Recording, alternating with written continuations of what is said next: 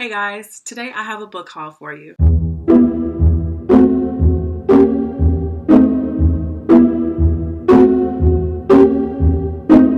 Welcome back to my channel, everyone. Hi, if you're new, my name is Tori. So you all voted for a book haul, I think a couple of weeks ago on my Instagram. It was between that and reviews. I'm still gonna do the reviews. I'm probably just gonna do like a lot of reviews at the same time. But for now, the haul did win, so I have 6 books. Yes, can I count? Okay, one of them is kind of small, so I was like, what? I do have 6 books to share with you guys, and one of them is actually pretty old because I haven't done a haul in a very long time. And the rest of them are just within, like, I bought them within the last couple of months. And I think, guys, this will be my first and last book haul of 2019. I just really want to focus on the books that I already own and haven't read yet because there are just so many of them. I have about, oh my God, I think I have like 60 unread books just chilling around my room. Books that I've had on my shelves for years that I want to get to. So I'm not really buying any books in 2019 except for the second book in the Children of Blood and Bone series because just everybody I think needs to read that. It's just my opinion, So yes, this is full of coffee. I'm ready to go. My candle is burning. It smells great in here. So let's do this. The first book that I have here, this is the oldest one that's been on my shelf that I'm including in this haul. And this is The End of the World Running Club by Adrian J. Walker. We have this man named Edgar. He gets separated from his wife and his son during the apocalypse, which is like not something you want to happen. But nonetheless, these asteroids start falling from the sky. Just everything starts going to crap.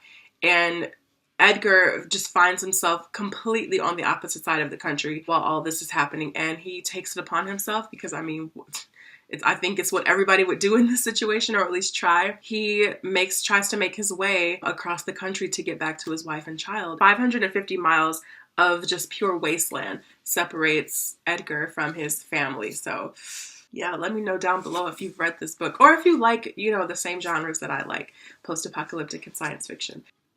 The next book that I have here is a post-apocalyptic novel, and that is The Seclusion by Jackie Castle. I bought this from Thrift Books, so I'm not sure why it says this is not for sale. Oops. So it takes place in America in 2090, and America has just been completely sealed off from the rest of the world. Like, no one's getting in, no one's getting out. And so this girl named Patricia, or I think they call her Patch, and her best friend Rex, they venture just kind of outside where they live to go scavenge for food and other items and things like that. And they come across books, which are, I believe, it sounds like they're banned in this 2090 America. So they find all these books, these contraband items, and that starts just a whole, you're so nosy. And that just kind of starts this just host of problems. And soon Patch's father has been arrested by the people that control this walled in America, and everything just starts falling apart. So this sounds like a pretty intense and fast-paced read. You know what this kind of reminds me of? Just the idea of this walled off area. I was gonna get up and go get it, but I'm just gonna put a picture of it right here. This book reminds me of City of Savages by Lee Kelly. I read this book a couple of years ago and absolutely loved it. It's one of those books, it does not have the best reviews on Goodreads. I don't even think that many people have read it on Goodreads. I've never seen anyone talk about it on here. But in that book, in City of Savages, we have these 2 sisters, and they live in this kind of sealed off Manhattan. And one day, this person comes in from the outside and just shatters everything that they know about the outside world.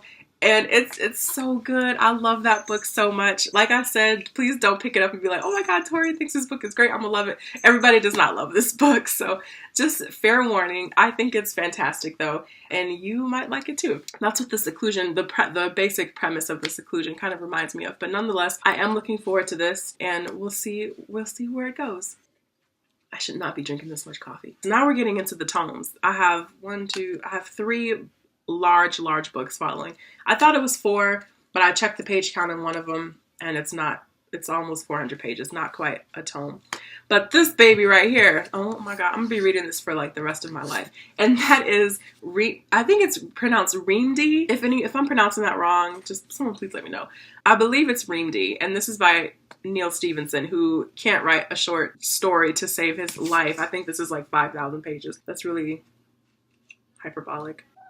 Cooper knows. This book is 1,036 pages. 1,036 pages. It's massive. And not only is it massive, the font is so tiny. Like, what?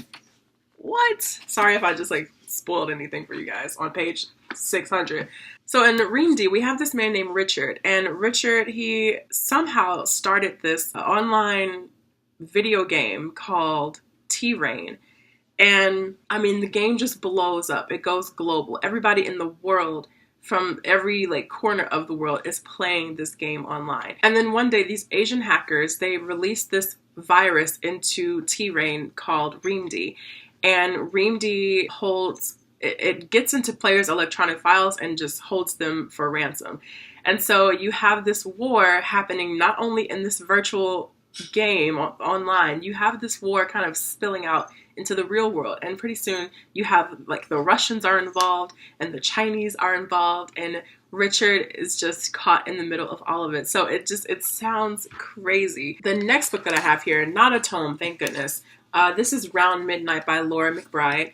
And this book actually has two names. So I got the one that's called Round Midnight, but there's another version of the book. I mean, it's the same book, but another title is called In the Midnight Room or The Midnight Room, something like that. So I don't really know what that's all about. Nonetheless, so we have this book, Round Midnight, and it takes place in Las Vegas. And I'm not sure if the Midnight Room is a club in Las Vegas or if it's a room within a club in Las Vegas. We have these four women whose stories we're following and whose stories get intertwined. We have one woman who I guess she owns a club, and she hires this black man to be one of the performers in the club.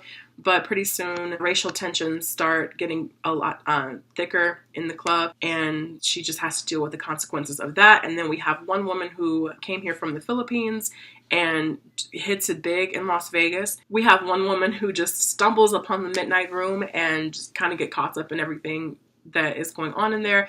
And then we have one woman who we don't know too much about. Her past is very mysterious, but nonetheless it begins to come out and contribute to the rest of the story. So someone on the back, someone that blurbed it just called this a great American novel. That's interesting. Okay, well, we'll see. This next book is massive. I don't know how people I mean, I'm a writer too, but this is next level. Like, people have ideas that span 800 pages. It's fascinating. It's fascinating.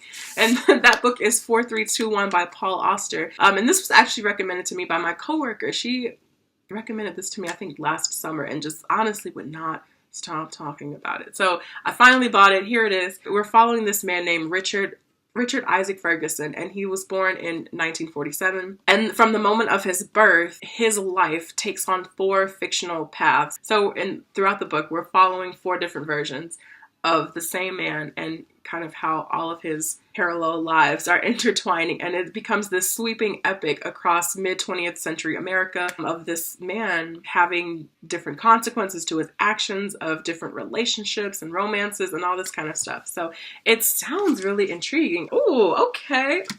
Hold on now. The game just changed a little bit. I'm scrolling through the little blurbs on the back, and who do I see but the master himself, Haruki Murakami, just said Paul Auster is definitely a genius.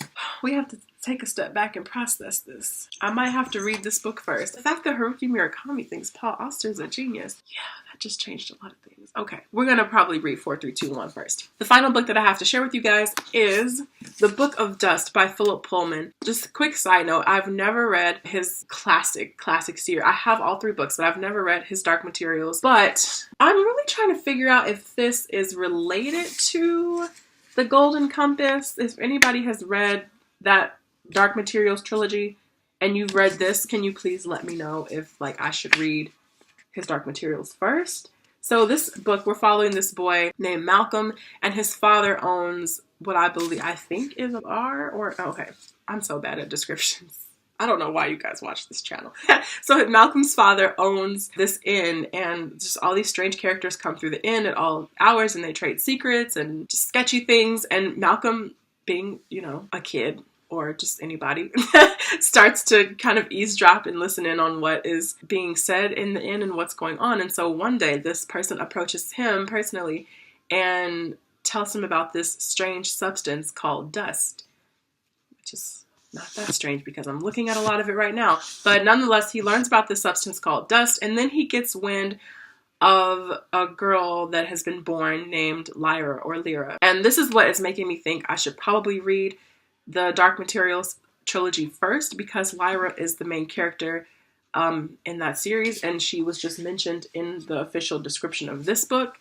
So I may have to go back and fulfill a childhood goal of mine and read his Dark Materials trilogy first. If you guys have read this, or have you read any of these books, I would pick them back up, but they're all very heavy. So let me know down in the comment section. I hope you guys enjoyed this video, and I will see you in the next one. Take care.